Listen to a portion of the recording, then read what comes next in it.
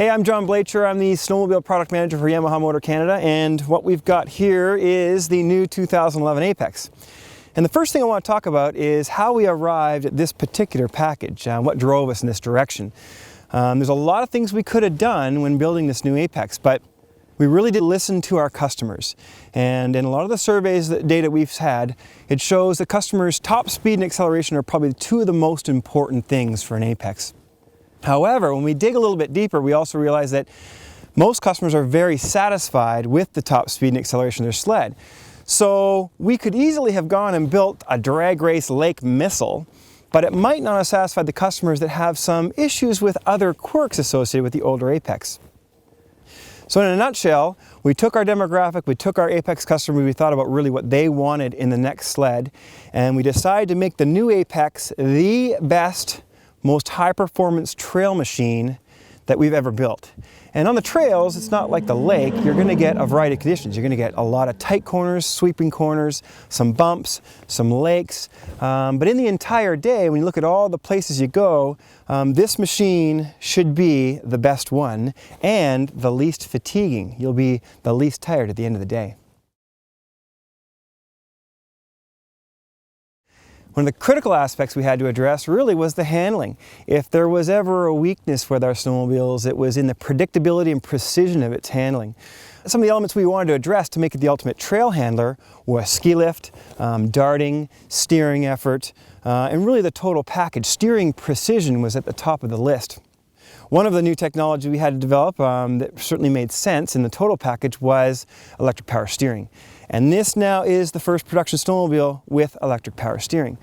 Those of you familiar with ATVs know that we launched power steering on our Grizzly back in '07, and if you look today, there really isn't a manufacturer that's not offering EPS on an ATV. That's how dramatically it changed the ATV business, and we believe it's going to change the snowmobile business in the same way.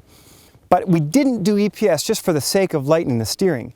You do get all the benefits of lighter steering, of course, and you do get the benefits of isolating the rider from some of the impacts coming through the skis on various trail terrain. More importantly, when you develop the steering and you want to increase the accuracy of the steering, you've got to modify the ski and the carbide as well. But if you add too much keel or too much carbide, you increase the steering effort. So to make more accurate steering also has the negative effect of more steering effort. By adding EPS, we can almost ignore the steering effort component and focus on other elements. It's not going to get heavier because we're going to add some power assist. So while we added EPS and that solved some of the steering effort problems, we also changed the keel and the front suspension geometry of the ski to make the steering much more precise. We also were able to add more trail to the ski. By bringing the ski back behind the spindle slightly like we did in Nitro in '09, it adds more stability and precision and also helps reduce the inside ski lift. But at the same time, it also increases steering effort. But with EPS, we're not worried about increasing that steering effort. So from a handling perspective on the steering and the rider input, this has dramatically changed how you feel and how precise, what kind of line you can trace every time you go around a corner.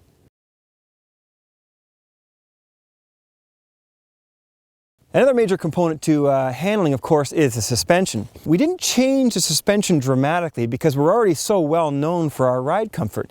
So up front you have the standard Apex A-arms with the coilovers, high pressure gas aluminum shocks on this particular base model. In the rear we've got a monoshock 2, only now it's a 128-inch platform.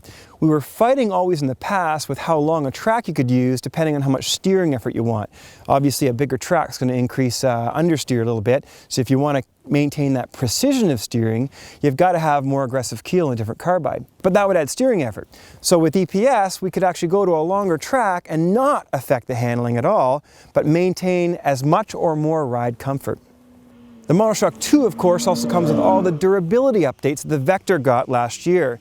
So any weak points on the Monoshock for durability have been addressed with the Monoshock 2. The next major component, of course, that affects handling is the rider.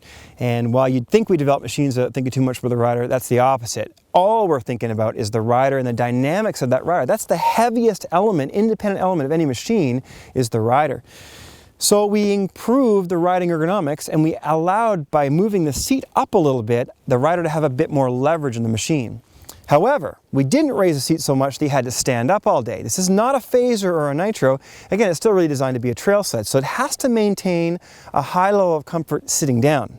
By raising it up a little bit higher, you can get your elbows out and you'll apply more leverage to the steering, allowing again more accurate steering.